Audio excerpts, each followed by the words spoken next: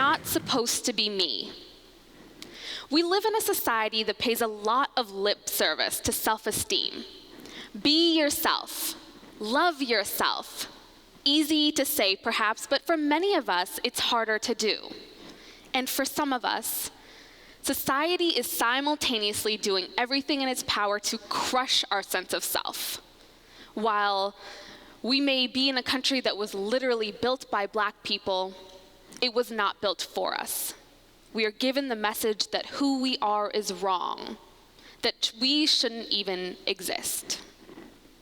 I grew up in the suburbs of Northern Virginia, a little Black girl who had a knack for academics and who loved to read. I entered the Gifted and Talented program in the 3rd grade, and while I was moving through school, I was the only Black student in almost all of my classes. I was learning lessons at the same time from the media and from my peers. I learned and internalized that Black people are not smart or successful or beautiful. I was a chunky little girl who got curvy early, and I was mortified. I aspired to be like the thin white girls in my classes in their limited 2 tank tops. I began to exercise obsessively and to count calories, even slipping into the bathroom stall to exercise more. I wanted my Black girl curves to disappear. My skin, my hair, they were another source of shame. Classmates would liken my hair to a bird's nest, or say, "You would be pretty if only you straightened your hair." Though I'm closer to bald now, my grown-out hair is a big afro, but I would have given anything for silky, straight locks. I would tie it back tightly when I left the house, trying desperately, but unsuccessfully, to tame it. I read somewhere that skin lightening could be a side effect of astringents, and so I started to use them profusely. I was trying to burn my Blackness away. Is it any surprise, in a nation where people are burned, beaten, hung for being Black? Black culture is ravenously consumed, it is capitalized upon, it is co-opted, but Black people are devalued. Black schools are under-resourced, Black neighborhoods are gentrified, and Black families are economically disenfranchised, from food deserts that keep nutritional options out of neighborhoods, to toxic waste dumps in our neighborhoods, to the physiological toll that experiencing racism has on the body. Around every corner, there are factors that are systematically killing Black people. And never mind taking for granted going to the corner. In 2015, my partner went down our block to go to the neighborhood bodega, and they were assaulted by the police. Shoved to the ground, handcuffed, until the police realized that they had the wrong person. As I held them in my arms later that day as they shook, I was heavy with the weight of the knowledge that the trauma they experienced was not exceptional. It wasn't surprising. And when we aren't surprised when a Black person is assaulted walking down their own street, it's because we've learned the painful lesson that you can't be Black in this country and simply be. Blackness wasn't the only identity that I struggled with. I grew up in a Muslim family, the daughter of a Somali immigrant father. And when I was little, I knew that I was Muslim, but it didn't seem to be that big of a deal or to make that much of a difference. Many of my classmates went to church, some to synagogue. I went to the masjid. But the biggest difference, as far as I was concerned, was that on pizza day, my classmates gravitated towards the pepperoni pizza, but due to Muslim dietary restrictions, I had to stick to cheese. It was a simpler time. Like for many Muslim Americans, September 11th, 2001 irrevocably shifted my reality. All of a sudden, my community was thrust into the limelight. We were asked to explain the actions of other Muslims. We were criticized for not condemning that violence strongly enough. And I have to wonder how often white Christian American men are asked to illuminate the mindset of serial killers and school shooters and asked to apologize for them. Right. Yet, American Muslims are told that our Americanness is all too precarious. Sometimes that message comes subtly. I've been asked why I would even be Muslim when I am smart and non-traditional and a feminist. Sometimes the message is more overt. The profiling that happens at airports, the vandalism of mosques, the murder of people who are Muslim or who are assumed to be Muslim. One day in Boston, I was at the train station and a man approached me seeing my tote bag, which indicated my Muslim identity on it. And he began to aggressively shout at me, calling me a terrorist and Al-Qaeda. And in that moment, I was afraid. I am more afraid for my Muslim family members and community members who are visibly Muslim every day. I'm not supposed to be so much me. When I was younger, my mom told me one day, out of the blue, you had better not be a lesbian. You are Black and Muslim and a girl, and you have too much going on. It's about a decade and a half later, and I've turned out to be a genderqueer bisexual dyke. Sorry, Mom. Recently, she did get me this shirt, though, as a present, so I would say she's come around. And as hard as it was to hear that as a middle schooler who was experiencing her first self-admitted crush on a girl, there was some truth to what she said. It's not always easy to be queer. It's hard to deal with the assumptions that come with a heteronormative society. I've had to wonder, do I answer the question, do you have a boyfriend, with just no, or actually, I have a girlfriend? I've wondered whether to answer questions about my job frankly or to keep it vague. It can be really scary to experience the verbal harassment that happens walking hand in hand with a partner down the street. And it can really hurt to experience the alienation and rejection for who I love. And it can be really hard to hold a multiplicity of marginalized identities. It's less like addition and more like multiplication. There's this specific struggle and invisibility that comes with living at the intersections. Narratives in this country perpetuate the idea that all Muslims are Arab, all Black people are Christian, and everybody in those communities are straight, or else perpetuate the myth that they are exceptionally homophobic. LGBT, mainstream representation, and spaces are predominantly white and lack diversity. It can feel like you have to choose, that you can't be all of who you are. Who do you align yourself with? What identity is most important to you?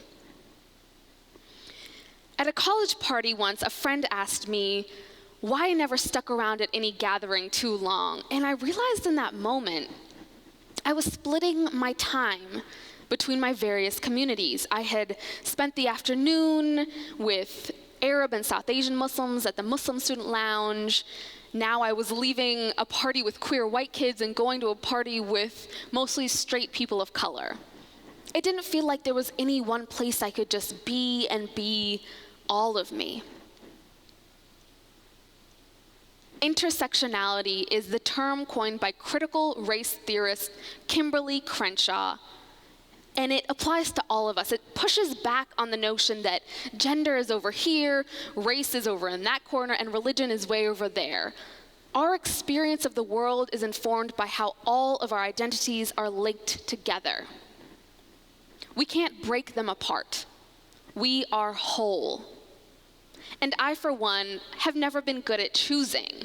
And maybe that's because I come from this family that is biracial and multicultural and multi-faith. It's required me to navigate different spaces and appreciate different perspectives on the world. Or maybe it's because I'm a Gemini, and you know how we can be. But I didn't want to choose. I'm not supposed to be me. I'm not supposed to be so much me, and I'm not supposed to be me so marvelously.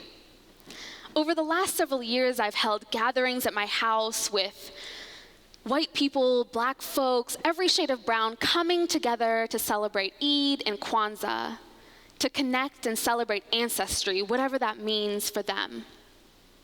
Muslims, straight, and queer have placed their foreheads on my living room floor in prayer side by side.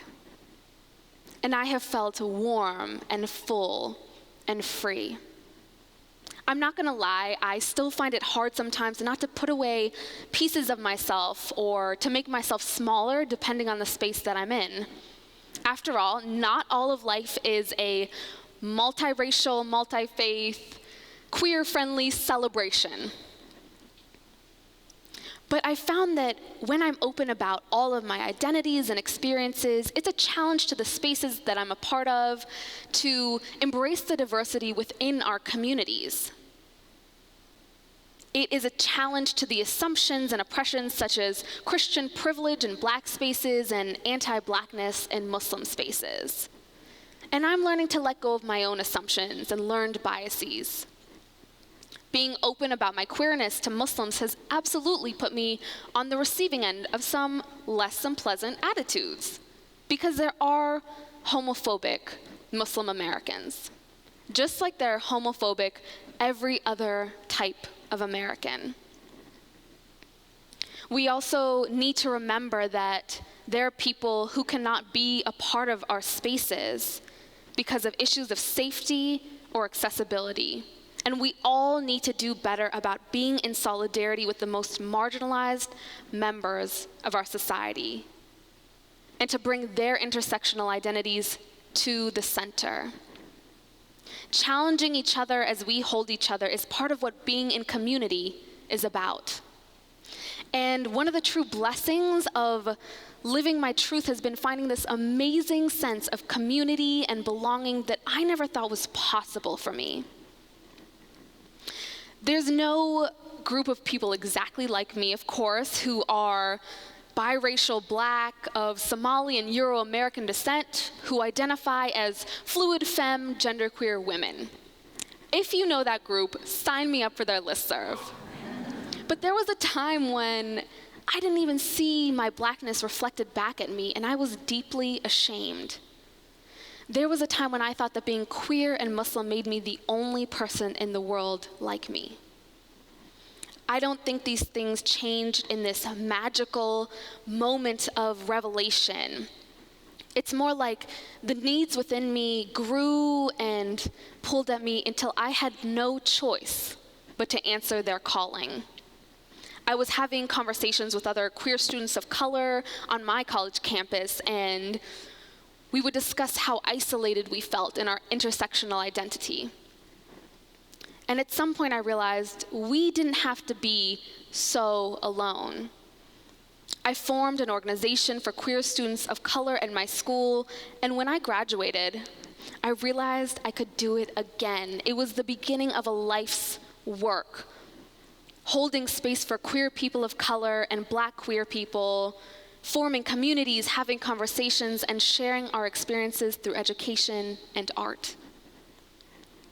I discovered queer Muslim community online through an announcement for an LGBT Muslim retreat. I went not knowing a soul there, and when I got there, this whole world opened up to me. There were Muslims with different relationships to their gender, their sexuality, their faith, and I saw myself in them. It was like I had come home. But when I left that first retreat and went back to my physical home, the online connections that I now had, they were great, but they weren't enough to sustain me. I was dealing with a rough coming out experience, and I needed to be physically held. and to be held by people who really got it. So again, I found myself making the space that I needed. And in Queer Muslims of Boston, we truly formed a family. Human beings, we are social creatures, and it is critical that you find your community. You may find it by chance. You may find it when you're searching deep in the interwebs, maybe on Tumblr. I've often found that if I needed it, I had to make it. And hopefully that won't always be true for future generations. But know that if you need it, someone else needs it too. Whoever you are not alone. Whoever you may be, find your family. Your journey may not always be easy. When we claim our whole selves, sometimes we lose other things along the way. When I decided to really live in my truth as someone who was Black and Muslim and also queer, one of my worst fears came true. I lost part of my family. Sometimes I feel like my life has just become harder. In the words of one of my Muslim role models, DJ Khaled, they don't want you to win. But as hard as it is, I wouldn't be any other way. We win when we refuse to accept the limitations and definitions placed upon us. We win when we live as our fullest and most authentic selves. Thank you.